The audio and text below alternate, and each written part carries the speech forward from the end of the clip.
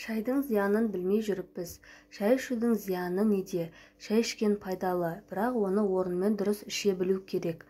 Олай болмаса ағзаға зиян алып келуі мүмкін. Оның мынадай зияны бар дейді. Табиғи биоырғақты бұзады. Шайдың құрамында кофеин бар. Кофеин адамның ұйқысын қандырады.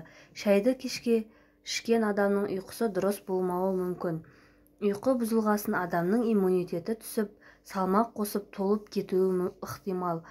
Содан адамның биоырғағы мен ұйқысы жүріс-тұрысы бұзылады. Шайды аса ыстықтай ішуге болмайды.